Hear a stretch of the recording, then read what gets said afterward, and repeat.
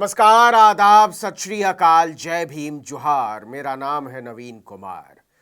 TV बता रहा है कि मोदी की वजह से देश का नाम खिला हुआ है, लेकिन सच यह है कि मोदी ने दुनिया में भारतीय लोकतंत्र की साख को तार तार कर दिया है। मुसलमानों का नाम लेकर ज्यादा बच्चा पैदा करने वाले और घुसपैठिया बयान ने हर भारतवासी की गर्दन झुका दी है। आपको याद हो तो 19 अप्रैल को पहले चरण की वोटिंग खत्म हुई थी और इसके बाद 21 अप्रैल को राजस्थान के बांसवाड़ा में नरेंद्र मोदी ने पूर्व प्रधानमंत्री मनमोहन सिंह के एक पुराने भाषण का हवाला देते हुए मुसलमानों के संदर्भ में घुसपैठिए और ज्यादा बच्चे पैदा करने वाला जैसी बातें बोली थी। आइए जरा देखा जाए कि मोदी के मुसलमान मंगलसूत्र और घुसपैठिया भाषण को दुनिया ने किस नजर से देखा है।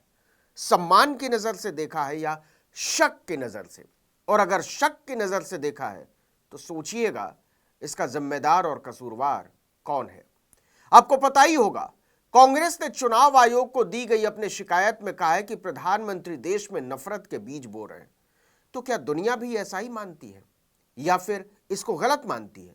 क्योंकि दुनिया में तो मोदी जी का डंका बजता है, तो इंटरनेशनल मीडिया ने क्या लिखा है इसको लेकर, इस पर चर्चा करेंगे। लेकिन इसके पहले जरा वो बयान फिर से सुन लीजिए। पहले जब उनकी सरकार थी, उन्होंने कहा था कि देश की संपत्ति पर पहला अधिकार मुसलमानों का है। इसका मतलब ये संपत्ति इकट्ठी करके किसको बांटेंगे? जिनके ज्यादा बच्चे हैं उनको बांटेंगे, घुसपैठियों को बांटेंगे। ये कांग्रेस का मैनिफेस्टो कह रहा है। इसके अगले ही दिन वॉशिंगटन पोस्ट ने खबर लिखी, मोदी पर चुनावी रैली में मुसलमानों के खिलाफ नफरती भाषण देने का आरोप। उसने लिखा कि बांसवाड़ा में दिए भाषण के बाद उत्तर प्रदेश के अलीगढ़ में भी मोदी ने इसी तरह का एक और भाषण दिया। इससे बहुत सारे सवाल खड़े हो गए हैं। मोदी के झूला फ्रेंड जिनपिंग के देश चीन के अखबार साउथ चाइना मॉर्निंग पोस्ट ने तो साफ साफ लिख दिया कि चुनावों में हार के खौफ से डरकर मोदी ने ऐसी नफरती बयानबाजी की है। उसने हेडलाइन लगाई कि चुनावों में बढ़त हासिल करने के लिए मोदी ने मुस्लिम विरोधी बयानबाजी शुरू की और खबर में लिखा कि बीजेपी की उम्मीद के अनुरूप प्रदर्शन न होने के दावों के बीच पीएम मोदी एक बार फिर चुनावी रैलियों में धर्म का इस्तेमाल कर रहे हैं और उन्होंने भारत के मुसलमानों पर बयानबाजी तेज कर दी है। अखबार ने एक लेख में यह भी लिखा कि लोग अब ऊब चुके हैं।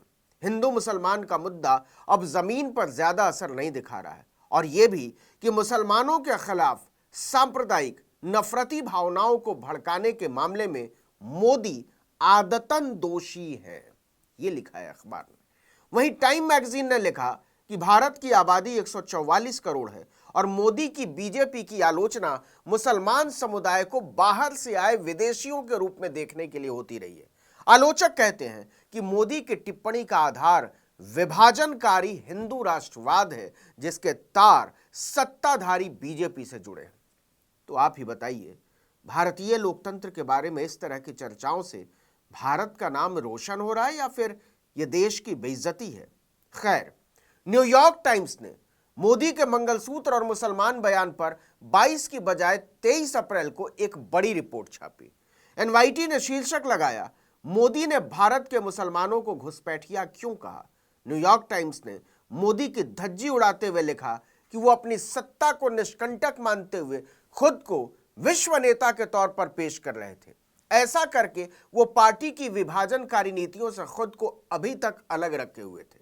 इसकी बड़ी वजह यह थी कि विश्व नेता होने का दावा करने वाले नेता का नफरती होना लोग स्वीकार नहीं करते दुनिया में। लेकिन मुसलमानों को अधिक बच्चों वाले घुसपैठिया बोलकर उन्होंने ये दावा एक तरह से छोड़ दिया है। न्यूयॉर्क टाइम्स ने केंद्रीय एजेंसियों की निष्पक्षता और स्वायत्तता को भी कटघरे में खड़ा करते हुए लिखा कि देश के भीतर नियामक संस्थाएं बीजेपी की इच्छा के अनुसार काम कर रही हैं और विदेश में भारत के सहयोगी मोदी को लेकर आंख बंद किए हुए हैं, क्योंकि चीन से निपटने के लिए वो भारत को अहम मानते हैं। अल जजीरा पर असीम अली नाम के एक विश्लेषक ने लिखा कि मुसलमान और मंगलसूत्र पर मोदी की टिप्पणी देश के हाल के इतिहास में किसी भी प्रधानमंत्री द्वारा दिया गया सबसे भड़काऊ भाषण है। एक और विश्लेषक ने अल जजीरा की वेबसाइट पर लिखा, मोदी कह सकते हैं कि उनका निशाना कांग्रेस पर था, लेकिन असल में यह मुसलमानों को लेकर मोदी की दकियानूसी और छोटी सोच को दिखाता है। इसी तरह तुर्की से चलने वाले टीआरटी वर्ल्ड ने एक खबर की हेडलाइन लगाई, वोट की तलाश में मोदी ने मुसलमानों को घुसपैठिए कहा।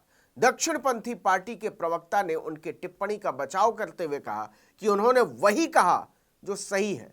अपनी रिपोर्ट में टीआरटी ने लिखा है कि मोदी ने अपने भाषण में पहले की सरकार में पीएम रहे मनमोहन सिंह के एक पुराने भाषण का जिक्र करते हुए झूठा दावा किया कि उन्होंने कहा था देश की संपत्ति पर पहला अधिकार मुसलमानों का है।